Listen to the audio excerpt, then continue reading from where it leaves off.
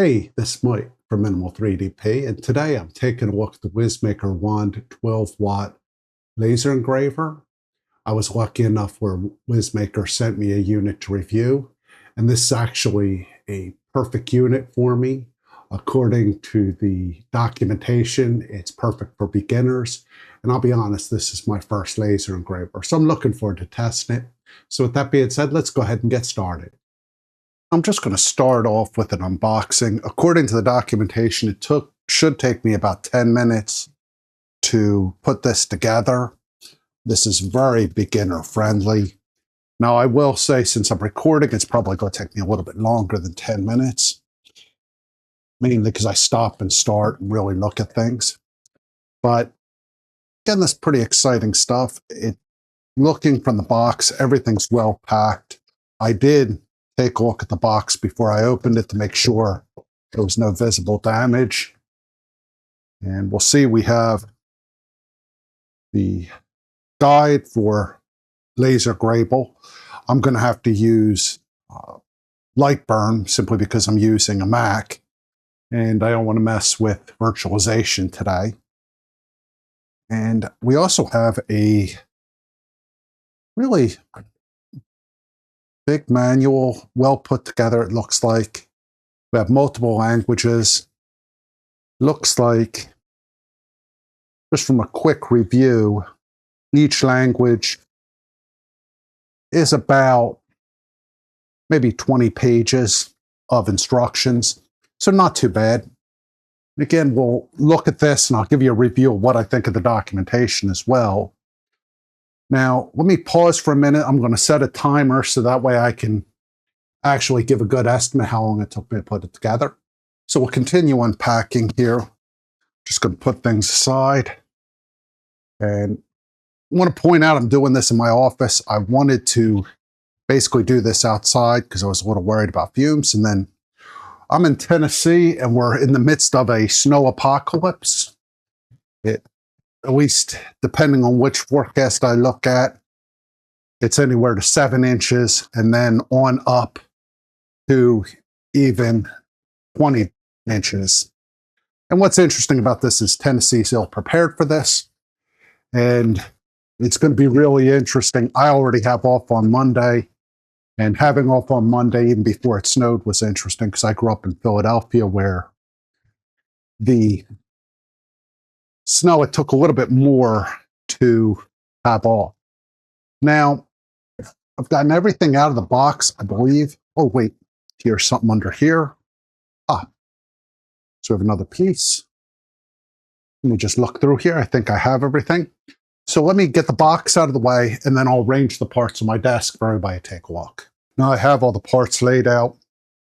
And the first thing I'm doing is just taking a look at the manual. I sort of have arranged the laser engraver and sort of the configuration I think it's going to need to be in, and we'll see once we really look at the instructions. I have both axes, the rear assembly, front assembly, power cable, laser unit, safety goggles, and the little baggies with the tools, belt, and screws.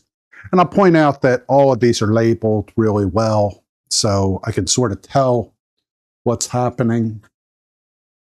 Just going to turn in the manual, and from the look of things, I'm going to start with the middle piece here. And all I'm doing is slipping in, I guess, the gantry, I'll call it, and slipping the sides in. There's a little hole here, so the extrusions just fit right in. And I'm just making sure that's pushed through. Looks like it is. I felt this one sort of snap in. And then we're just taking our M5/8s and we're going to put those in the ends here. Now, I'll point out, it looks like, which I like this compared to a 3D printer a whole lot, this only has one size screw. So this definitely is going to simplify my life, where I don't have to worry about not having the right screw or trying to find the right one. Now, these are also common screws, so I should be good in case I drop one. Just tightening these in. Now, these end pieces are extruded plastic, so I want to do this tight, but I also don't want to buckle this down so tight that I break anything. Now, as I pointed out, you can see there's these square holes. And so the 2020 is just sliding right into there.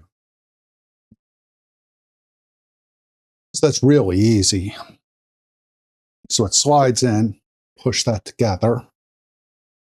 And then I have 4 screws left, put in the ends here. So I'm just going to tighten the ends, get that all in.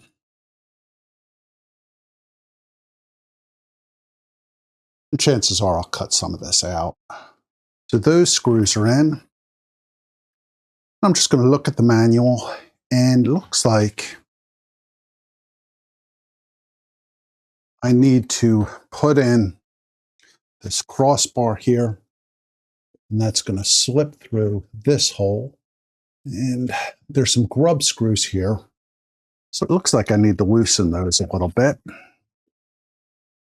Now, as you can see, I'm not using the drivers that came with the kit. There's nothing wrong with them. I just always prefer to use my own tools, which I'm familiar with. Now, I want to be careful because I don't want to lose the grub screws. Yeah, one of them is tight, so I had to loosen one of the grub screws.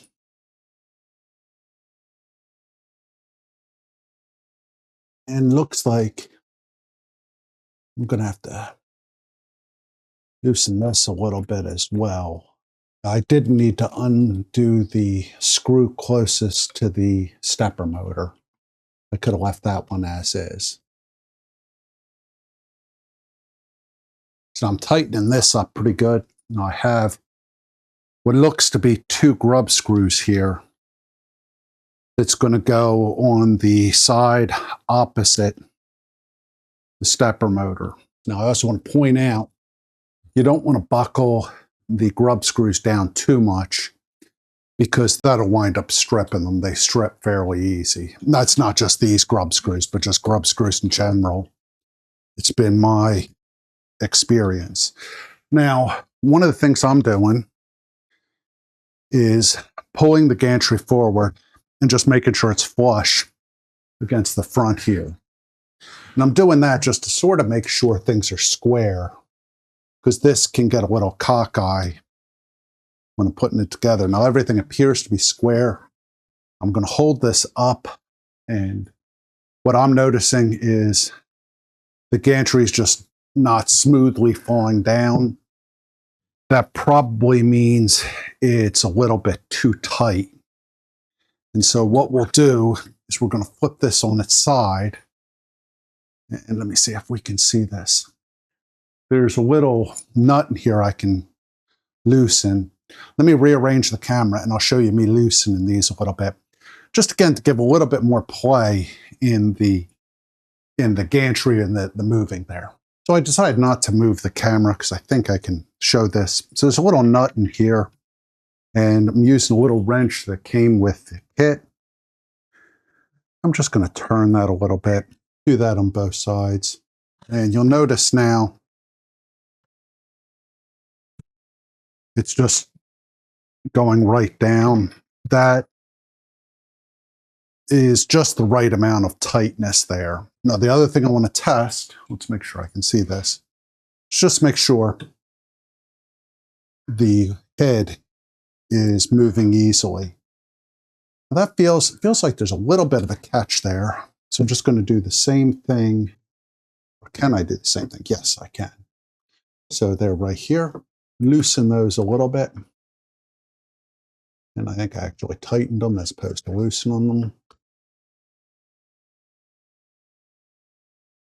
Yeah, I think that's a little bit better. It doesn't feel like it's catching. And you just want these parts to all just move smoothly. So we have that.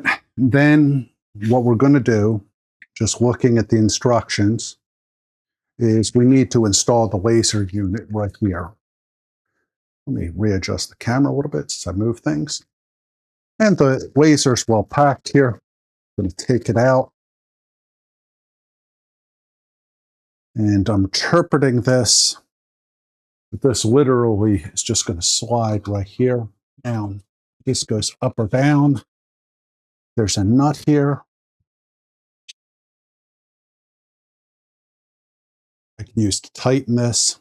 So I've tightened it, and we'll need, as we configure it, to figure out how far off the ground that'll need to be. Now we have a set of wires here.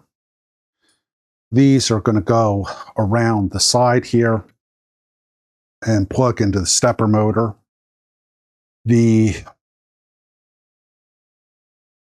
WizMaker on their site has a really good little 3-minute video to put this thing together. And I mean, it does take them 3 minutes. I mean, they're quick. There's actual little wire guides under here. So we can just do the wiring. And literally, we're just leveraging these little wire guides and just putting the wire harness into those. You need to fit it in. It's a little tight fit on this one. Now we have 2 wires here that are going to be plugged in. Let's see if I can get this in a little bit better. So we have the wire for the stepper motor. It's going right here, right in the side. And then I think this for the X sensor. Not sure, but we're just going to plug this right here. Perfect. And then if I'm not mistaken, this will need to go over here. So we're running across the back here. And, oh, there it is. So the stepper motor is plugged in there. And where is this other plug going? Guess let me take a quick look at the instructions so I know where to plug in the other wire. So this wire, so we have the stepper motor right here. And it's a little bit awkward angle for me. So the stepper motor is going right in here, and I think, so the stepper motor is going right here in the bottom. Now, I think I'm going to undo the wire there just so I can see. There we go. So I got that in. I'm going to put the wire harness in, and then this wire right here is going to go around the top and into the laser right here. I might have to move the wire around a little bit, get a little bit more slack. So that just slides right in. Now, it looks like we have everything set up correctly.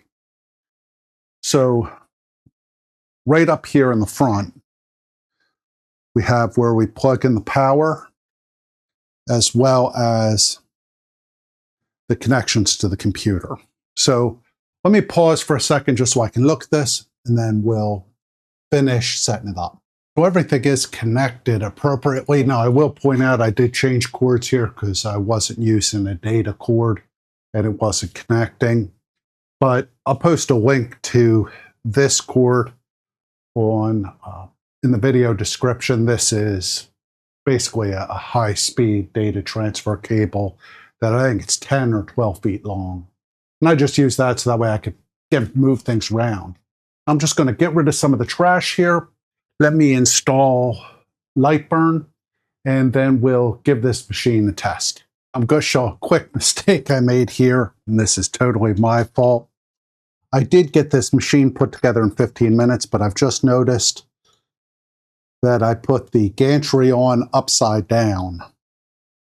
So what I'm going to do is, and I'll keep this on camera. And this is silly of me. There's numbers here and they're upside down. I just wasn't paying attention. This is something that, again, I go a human, so mistakes happen. So as you can see, I have everything right side up now, so I'm good to go. I do have LightBurn configured. I did have to add a file to get it to read on my Mac, which not a big deal. It was all in the downloads. It's also explained very thoroughly within the instruction manual. Again, the instructions are really, really good. Pleased with this, and again, super easy to use. I mean, all in all, the unit is really awesome. Just so easy to put together. Particularly, again, if you read things and try not to rush. Now, even with filming and the fact that I had to fix the thing I put on upside down, it took me about 20 minutes, and that's with filming and doing the fix. I would say their advertising material that says 10 minutes for beginners, that's extremely accurate. I also found on their website, and I'll put the link in the video description, they have a little video that's 3 minutes long putting it together, and that may even be better than manual, and the manual is pretty dang good. So with that being said, that's the build for this. Now, what I think I'm going to do is do a second video where I do a first print and all that good stuff, because I have to read up on this. But so far, I'm super pleased with this machine. So let me pause here now, and then I'll probably publish these at the same time. I'm going to work on doing a first print. So be back, get probably in a little bit, and we'll see how the first engraving looks.